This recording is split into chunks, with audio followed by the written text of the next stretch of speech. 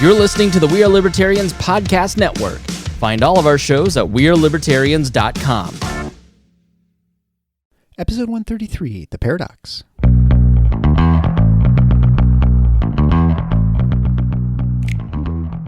Welcome to The Paradox with your attending, Dr. Eric Larson. He is a practicing anesthesiologist and clinical assistant professor at Michigan State University College of Human Medicine. Listen in as he takes you behind the scenes of what practicing medicine in today's ever-changing world is like with another doctor.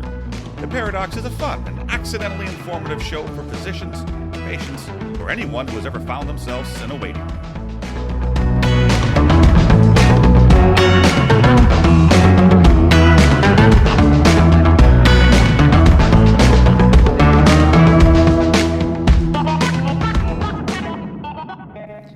Welcome to The Paradox. I'm your host, Dr. Eric Larson. Thank you for joining me for a fun and informative discussion through expert analysis. Today's expert is Dr. Richard Sztramko. He's a Canadian physician who's a co-founder of Arya Health, A-R-Y-A, and they developed an electronic health record. Oh, I know, it gives you shivers. You break out in cold sweats every time you hear EMR or EHR, electronic health record, electronic medical record. It is the bane of existence for physicians and anyone who actually participates in the medical system. We all hate them. And I'm not sure if medicine is the only place this is the case, but it seems that if there's one place where technology completely fails, it is in medicine. We have systems that work against us. They don't make our life more streamlined. They make it slower. They capture more money, but they cost a lot more money. And it's so much harder to do your job. To find the information you need to take care of patients, there may be no worse system than the EHR.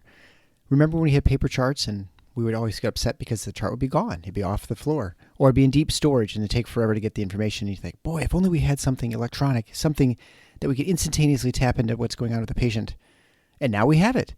Unfortunately, once you get into that chart, you still can't find what you want. In fact, it's incredibly frustrating. You have templates that are often copied and pasted from other physicians with inaccurate diagnoses, or you have allergies that have gone away, or allergies that aren't well defined, or someone just gets an upset stomach. It's not actually an allergy. Or perhaps you have diagnoses that someone had 20 years ago. Well, they don't still have pneumonia, but pneumonia is still in that chart, so that's not why they're in the hospital. All these things are perpetuated through these electronic health records. And if you want to find a certain piece of information, it is not easy. Well, today we're going to talk to Dr. Sztramko, who's the co-founder of Arya Health again, and he says he's developed an EHR that solves a lot of those problems. It's inexpensive, improves workflow, and actually doesn't require the days of training that you have to get when you switch to a larger system like Epic or Cerner. But another thing I think you'll find really interesting in this conversation is we're going to talk about the Canadian healthcare system and the fact that it's very similar in many ways to the U.S. system, even though I thought it was really not. And once we start talking about the similarities as far as the government payers and how the billing works and how it's actually private practice, I think you'll find that the characterizations as Americans we make of the Canadian healthcare system, much like the characterizations of the American healthcare system that Canadians make, really are probably inaccurate. And so there's obviously, as usual, a lot more nuance in sort of the systems themselves. And Dr. Sztramko has worked in both. And so he has a good feel for the differences, the strengths, the weaknesses, and, how Canadians are better and Americans are better. So I think that's a really great discussion and something that, even if you're not super interested in electronic health records, you will definitely find the discussion about the different healthcare systems very interesting. But first, a word from our sponsor. Before we get into the show, here's a quick message from MR Insurance, a small business that helps physicians with their disability insurance needs. Michael L. Relvis is a CFP professional and insurance agent committed to helping physicians nationwide with their term life and disability insurance needs. He provides an objective, transparent, and education-focused process that aims to help physicians make prudent decisions and avoid overcomplicating things. He exclusively offers own occupation disability insurance policies for residents, fellows, and attending physicians. We know he'd be happy to help you with whatever your needs are. You can find Michael at drpodcastnetwork.com/mrinsurance or contact him at 800-817-4522. Finally, thanks for tuning into the show, obviously, and please subscribe to the show if you have not already. And if you haven't been with me since the start, please go back to the archives, find a couple titles that you find interesting, because we talked about really all sorts of things, not just COVID and not just healthcare issues, some things that are related to ethics and personal health and even finance. So I'm sure there'll be something there for about everyone. Make sure you check those out. And you can always email me with interview ideas or topic ideas at theparadoxshow@protonmail.com. But without further ado, building an electronic record that won't make you pull your hair out with Dr. Richard Sztramko of Arya Health. Enjoy. Well, I'm here with Dr. Richard Sztramko. He's a geriatrician and internal medicine physician at St. Peter's and Jaravinsky Hospitals in Hamilton, Ontario. He's also assistant professor at McMaster University. He's a co-founder of Arya Health, which is what we'll discuss a little bit today, but he served as a CMO for Relique Health, which I guess works with remote disease, chronic disease management, which we can talk about a little bit too. He consults for Solitaria Health, and he's got his MD from the University of Toronto and behavioral neurology fellowship at UCSF in San Francisco. You're actually back-to-back San Francisco interviewees today. Nice.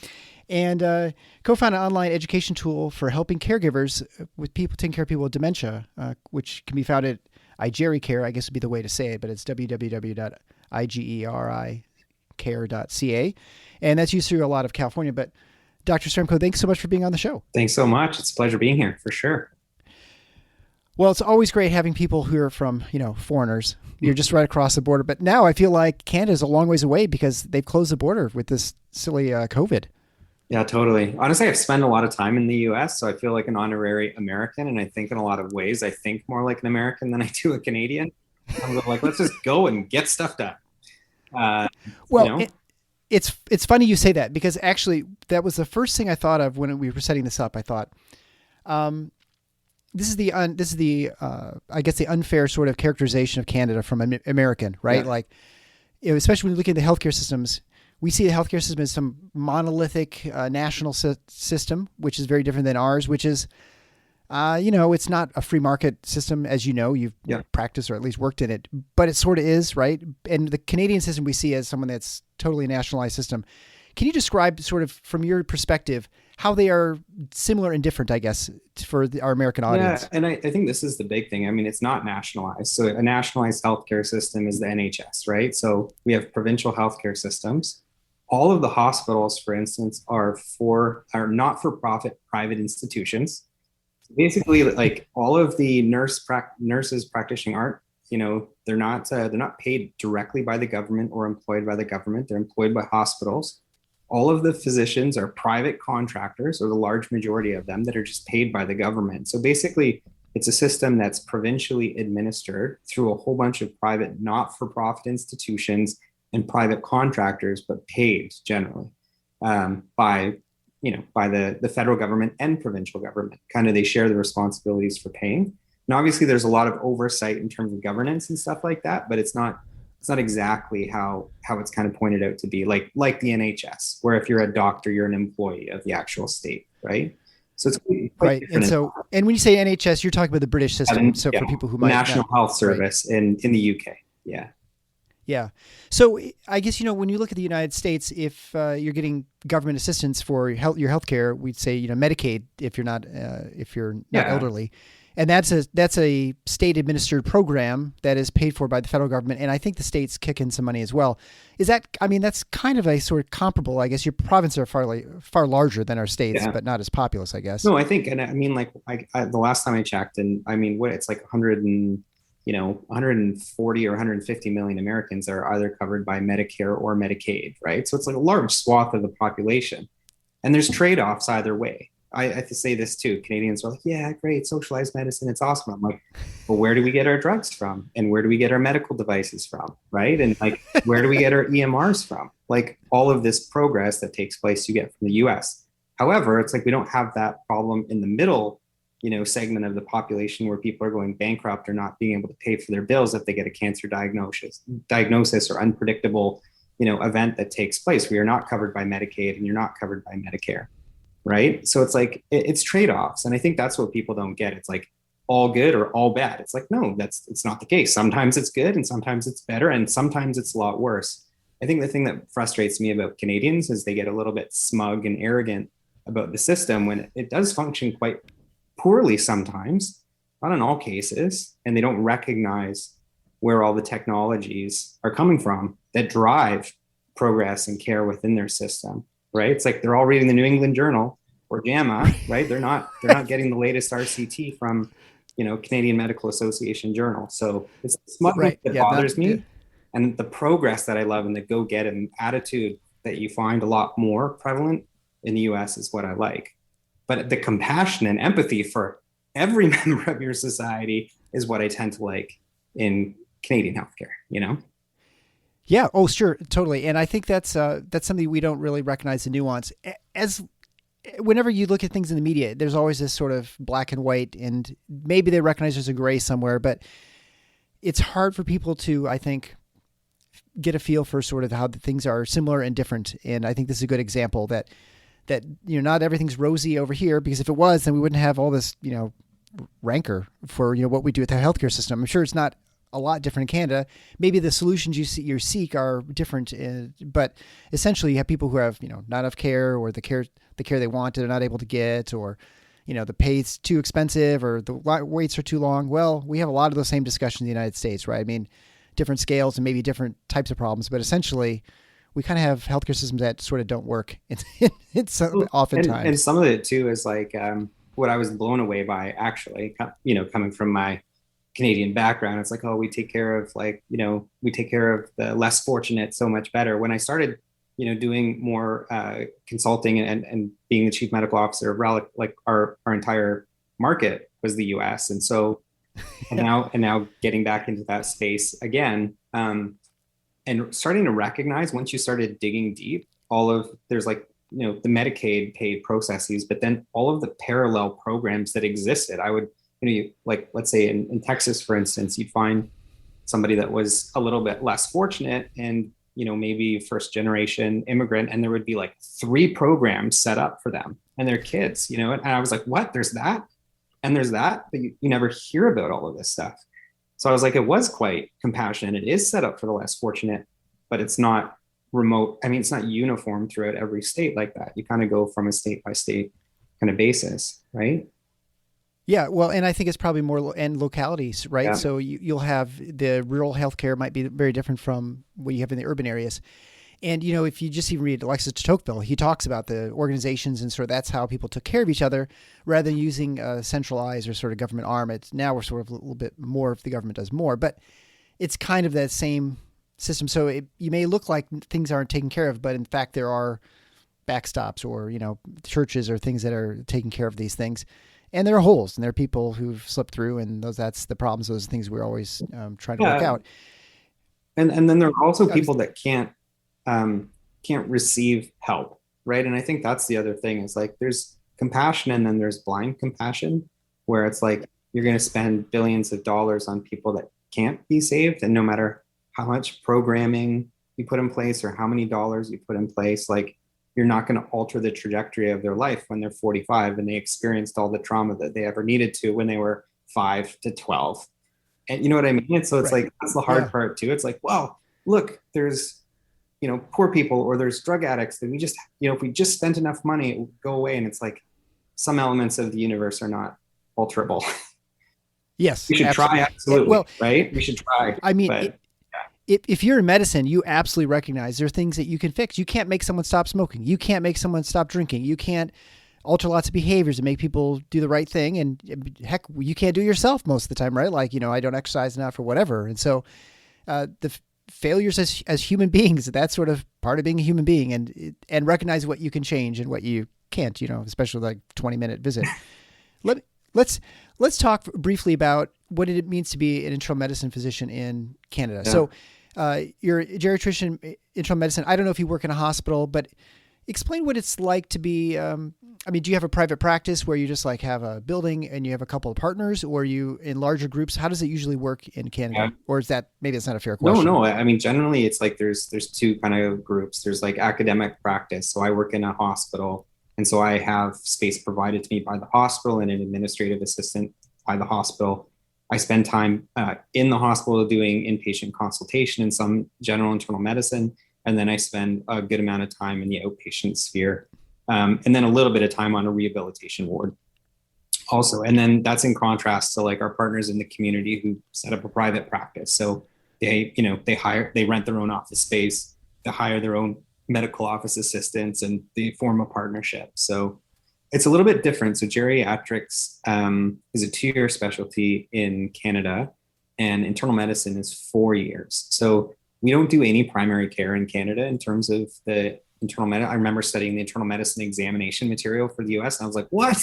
The pap smear? What the heck is, what is that? You know, I'm like so far out of it and stuff. So, but yeah, so it's a little bit different. But there's tons of overlap, obviously. Right?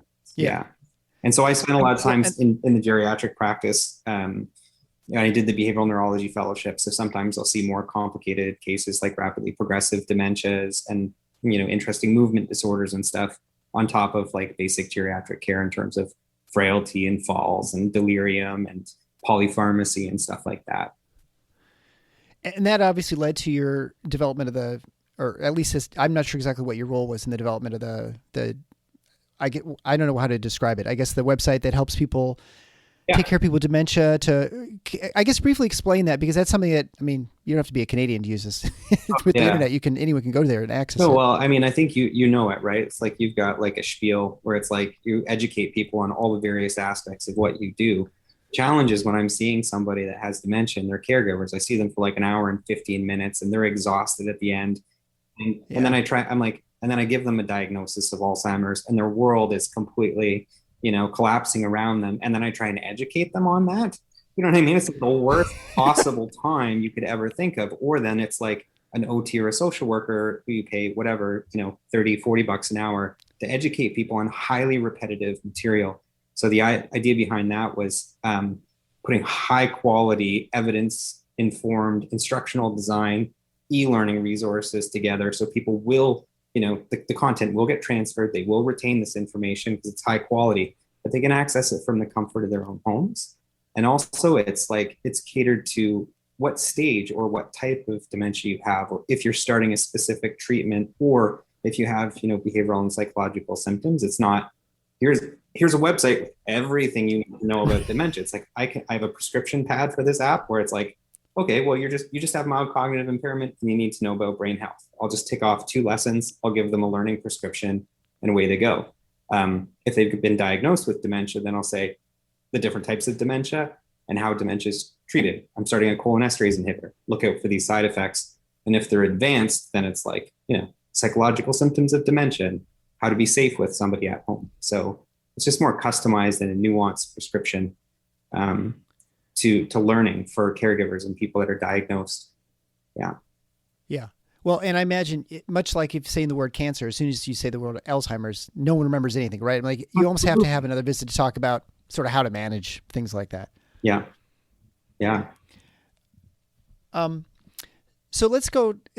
And when I saw your information on that in EHR, why does Canada need EHR? Because again, I'm dumb American, right? I assume, you guys have a nationalized system. You have sort of automated record keeping. All these computers are all talk to each other, and all your diagnoses, wherever you are in Saskatchewan, or you go to, you know, Nova Scotia, all your information just travels perfectly and there's no problem at all. So I'm guessing that's entirely 100% wrong. Yes, it's entirely 100% wrong. We have a very fragmented system and an aging system, right? So like, you know, people are patting themselves on the back in 2021 if they're implementing, you know, Epic or Cerner at their hospital, right? So yay. It's like, look at us. We've upgraded from, you know, Meditech from 20 years ago to like Epic from 15 years ago. You know, they're like, yay, this is so great. And then the outpatient space is very fragmented with a bunch of private providers as well. There's no centralized provincial service anywhere. They're working on doing kind of like the health information exchange concept, right? That you guys have in the US, right? So like that's happening in the background, but you have a very fragmented system with a lot of just private providers, which is no different. Same in the US. But what is similar is that everybody rates their EMRs as crappy, right? Like the highly technical term, but like, I mean, I think you've seen those Stanford polls year after year after year. It's like 2006, 2008, 2010, 2014, 2018, all physicians hate their EHRs. And it doesn't matter, right? It's like they take up more time than you want them to. You're spending all of your time looking at the screen. None of them are intuitive. None of them are simple. They cost too much money. They're causing burnout. Like your technology that's supposed to facilitate your practice and improve what you do, like it doesn't all other areas of your life, is actually hindering and causing you, like hindering progress, impairing your workflows, causing you pain, and causing you financial distress. It's like there's no worse thing for a doctor than their EHR. And that's why we got into this game. It's like, wait a second, it's 2021 and there's no Apple. There's no Apple of EHRs. There's no Android, right? Right. So why isn't this happening? And we think there's a huge need for that.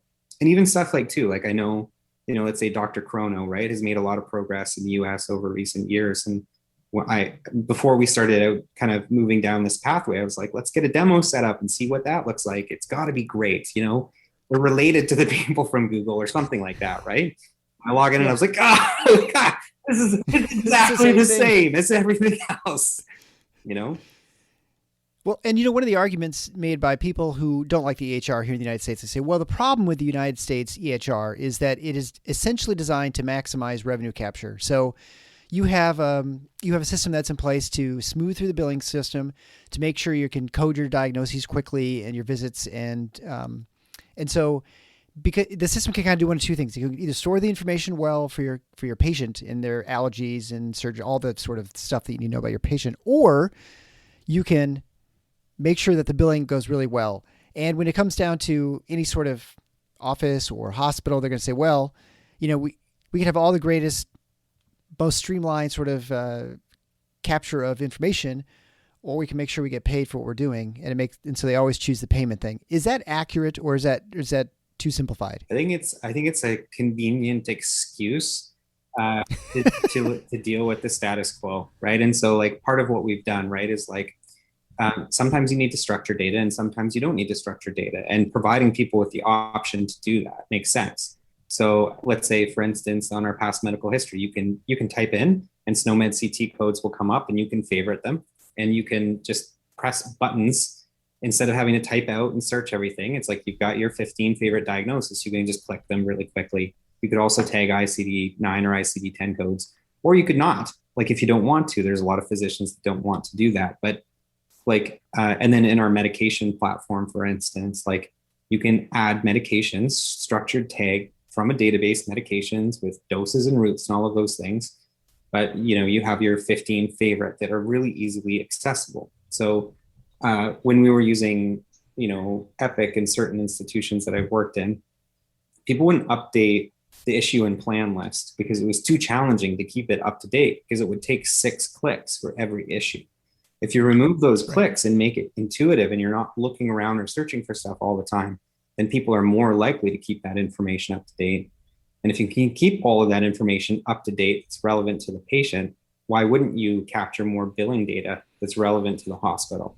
So it's kind of like looking for that win-win and looking for the nice overlap between those two not competing interests, right? Like you make them on the same team. And you can find workflows to do it. It just takes a lot of thought. And, part of the reason I think it doesn't happen, I've been around kind of enterprise software development for about 10 years now. And I've been involved in many different companies, not a lot of the ones I didn't list in my bio. And what you'll do is you'll find product managers. And I don't know why I quoted that, but they're product managers. And it's like, I'm a product manager and a room full of engineers, and they'll sit there and they'll argue with you, who's a subject matter expert, who understands intricately what the workflow looks like and how it could be most efficient. But there's tension that happens between you and them, and they'll argue with you for hours and hours and hours about why it should be done differently. Whereas we decided, this is by doctors, for doctors. It's going to be about our workflows, and we were going to control the engineering staff to make sure that what we wanted to do got done. And that's a huge difference. Even if and I think the other thing too is there's a good amount of overlap, or there's a necessary amount of domain knowledge for a development process and a technology team that I think a successful physician entrepreneur in the health tech space should have. It's not just any doctor that you pull off the street that's like, oh yeah, hey, it's Jim. Let's just pull Jim in off the street. He's been a practicing physician for 25 years. You really need to understand, well, if I design my UI and UX like this, then these are going to be the outcomes. And this is how complicated it's going to be. And this is how expensive it's going to be. And this is, how challenging it's going to be to maintain that. Because once you can start pulling all of that information together, like the physician workflow, plus the UI, UX, plus the technology in the background, and manage the developers to get it done, I think that's when you finally can have a winning process. Yeah, and when people talk about workflow, and I think that's a real important thing, because when we had Epic come into our hospital, we had Cerner initially, and then we moved to Epic. It was always about, well, we want to find out what your workflow is, and we're going to design some sort of, program around this, which of course never happened. That we had all these ideas, and it ended up, oh, by the way, here's what it is, and now you need to design your workflow around this. And essentially what it is, of course, you just have, like what you said, you have more clicks and more things you're doing to get a simple thing accomplished. Now, yes, everything's in one place, but it's harder to find, and it takes a lot of effort, and it takes you a long, it's just frustrating. Like you said, it causes burnout and problems. How do you do that where you maintain, because every place is a different culture. How do you do it so you maintain the same, you can have a single product that can actually accomplish that with also knowing there are different cultures in different places? Is it generally workflows are pretty much the same, and that as long as you make something that has that in mind ahead of time, that it's easier to engineer the right product? Yeah, I think it's a few things. Like one is starting with simpler workflows. So when we first started out, we started with specialist outpatient workflows, and then we moved into general practitioner workflows, which are slightly more complex, vaccinations and maternal care and growth charts and all of those things. And then, and I think it's kind of like living by the old saying, like, measure twice and cut once. We measure 10 times and cut once, and we'll have extensive arguments and debates amongst the co-founders of the product team about where buttons are placed and how we can decrease the click count. So it will be very painstaking meetings that are long, but once you put in the effort and passion and work into making that happen, then and only then, I think, can you come up with these workflows that are really simple and intuitive. And to your point about the Epic Cerner side of things, like one thing that kind of perplexes me, I don't poo-poo them either. I'm not like, oh, they're terrible. I'm like, they provide a valuable service to centralize information for large hospital systems and de-risk implementation, right? Like the best thing about them is that they're everywhere. And so for a hospital administrator to go through that process, they don't have to have a heart attack when they're implementing it. Right, yeah. Notwithstanding the fact that they can cost like $200 million to $1 billion, right? Like notwithstanding that very crucial piece of information. But right now, without any alternatives, they provide a great service. They're just, they're extraordinarily expensive for the type of technology that you get,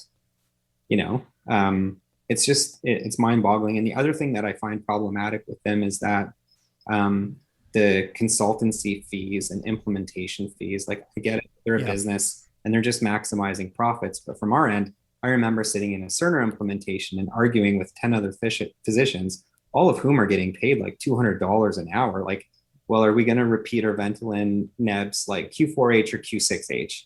I'm like, and Team IBM is over there sitting in the corner at $400 or $500 an hour, and Team Deloitte is sitting in the corner over there at $400 to $500 an hour. And it's like, you've done this before. Like this hospital down the road just did this. Why are we sitting here collectively, charging like $3,000 or $4,000 an hour to order, vital signs when like we have national guidelines on how COPD or asthma is supposed to be treated? Like, why are we arguing at this large expense for these things? And so that's kind of an interesting aspect that we can completely eliminate, which is a huge cost. And then the other side of things is the training. Right. So like when I go in for my Epic implementation training, it's like, it's 2 days and I barely get it or understand it. And then I'm trying to figure stuff out for the next 4 months, 6 months, whatever. And like, there are super users that are amazing that you like watch and you're like, oh my gosh, I wish I was that guy or that girl. Like they're incredible, but that's not the majority of people. And like 2 days of training, again, it's like, it's money, it's days you're out of the OR. It's time that, they're spending training. So like we've gotten people up and running on our platform. Some of them watch a demo and are like, I don't need training. I'm good. Right. And so like, we don't have to charge exorbitant implementation fees. We can pass on those savings to the customer because they can watch our, very comprehensive library of videos. They'll get an hour of training. And because it's easy to use, they just go. So they're saving money, they're saving time, it's less headache. Other things that we do are like being able to spin up instances really quickly. So you sign up for an account, you've got an account. You want to share it with users, you share it with your users. Like you're not asking us for a new account and waiting, a month before you get another person up and running and paying a huge upfront cost for every person that gets up and running. It's like, we really want to give power back to our users so that they're not having to ask us every 2 seconds to get something done and they're not waiting. They feel like they're in control of their time and their security infrastructure or their, EHR infrastructure. Yeah. And that's something you provide it both for the outpatient setting and then also for hospitals. They imagine they communicate too. So yeah, for the most part, it's the outpatient setting. So it's like, okay. A lot of these principles I'm describing are like what we've applied to the outpatient setting. They could be one day applied to the inpatient setting. Hopefully they will be, but that's a long way off, right?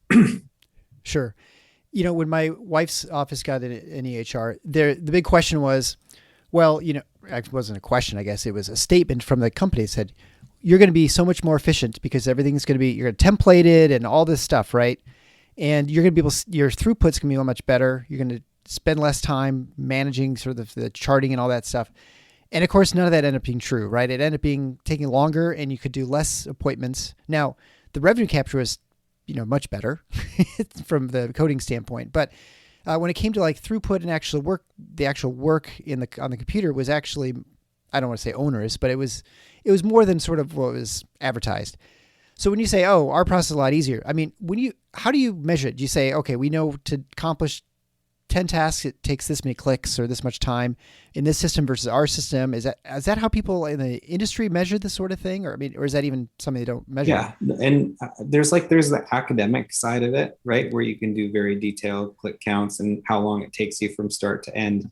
And then I've done a bit of like e-health training. I started a master's in e-health and was like, got a few courses in and then this started to take off. So I was like, well, I'm not going to do this. I'm not going to finish this when I'm already doing this. So let's just go this way. But learned a fair amount about kind of the background academic stuff, but really like, the dollars and cents are the most compelling arguments. So like a case study, right? For business school. So we did a more in-depth one with a thriving outpatient specialist practice, high volume. And so the things we looked at were MOA time, right? So that's one fairly large expense that you have to incur as a physician.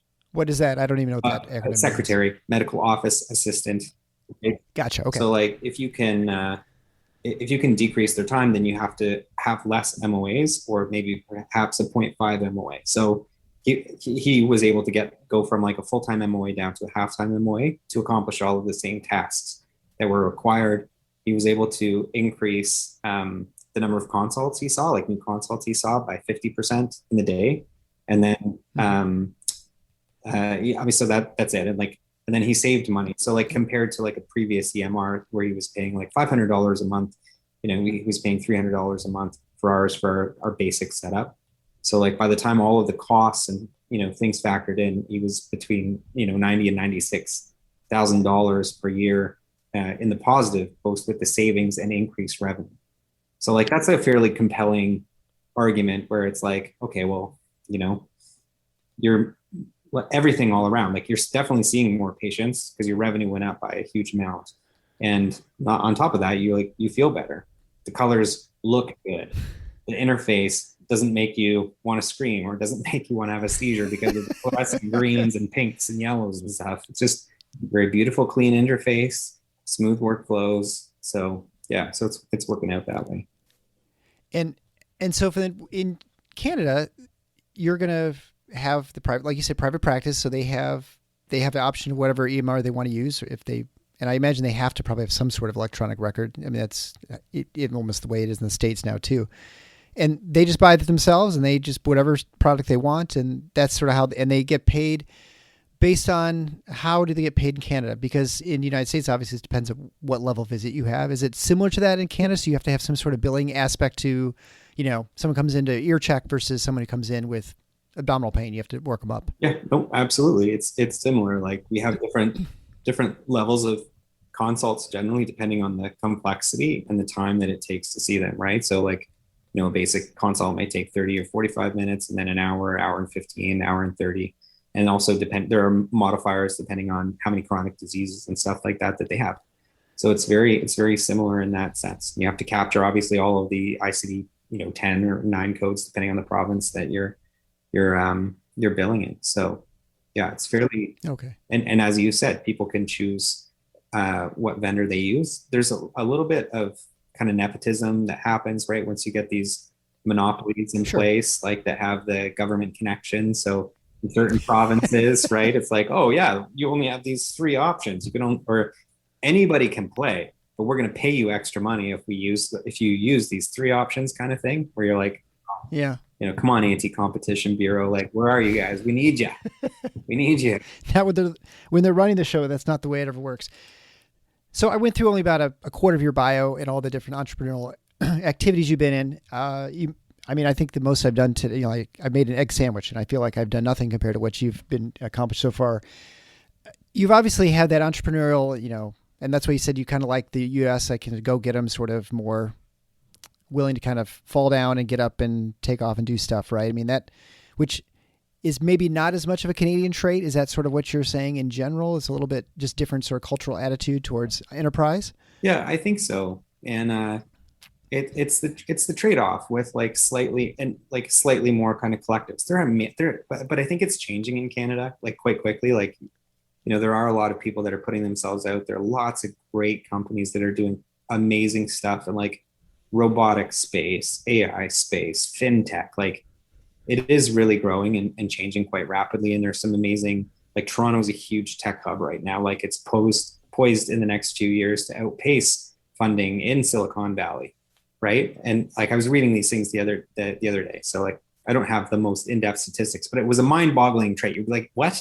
Toronto crazy in terms of the funding that's happening. So it is a really remarkable place. But I think in general, there's a long way to go, right? And so that sure. There's a problem, I'm going to fix it. I don't rely on government. People really love government programs here as a whole. So, which is not, again, it's not bad. It's just the trade-off. You can't have it all, right? It's different, right? It's different, and that's a cultural difference.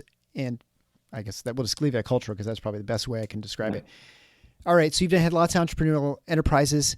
Tell us about one of your gigantic failures or flops, and then what you learned from it. I'm sure you've had at least one, if not a couple. Oh yeah. I mean, I think it's we had very early on, we had a hospital system. Our first project was a handover system, which is still used in hospitals to date. But we got it up and running, and we had some pretty compelling evidence in terms of hey, this works on your system, and spent so much time dealing with the hospital and dealing with all of the physicians involved. And you have to sell it really hard if you're going to do process change in a hospital environment. It's so much harder. Oh, right? Sure. And so we spent so much time advocating and went through all the privacy and security hoops, and it took 2 years. And we're right at the end where we're in this negotiation phase with the CFO. And the CFO was like, okay, great. Tell me what you want. So we put this business proposal in and submitted it. And then they were like, and you know what? We decided we need a chief innovation officer. And so they hired a chief innovation officer, and then they hired a bunch of minions under that chief innovation officer. And I don't know what the salary would have been for this CIO, but right. And they're and then they basically started from scratch. So after we've gone through this entirely innovative process, designing it from the ground up, physician workflows, advocacy, privacy, security, we're innovating, we've done it, we've built it. Then it's they stop and they're well, we're just going to sit back for a second and we're going to figure out how to do innovation.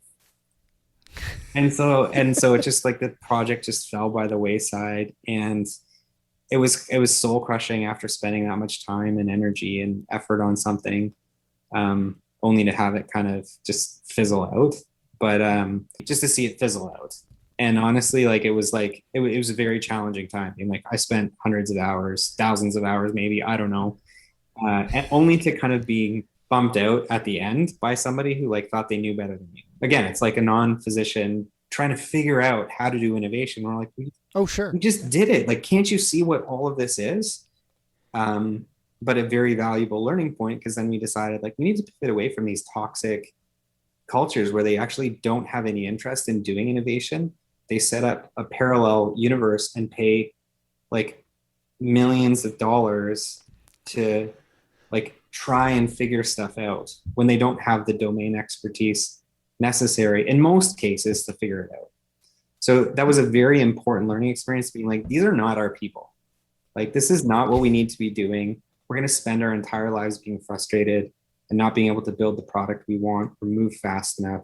So we need to change our business model, get to physicians directly that we can work with who understand what we're doing, and physicians who are actually the decision makers.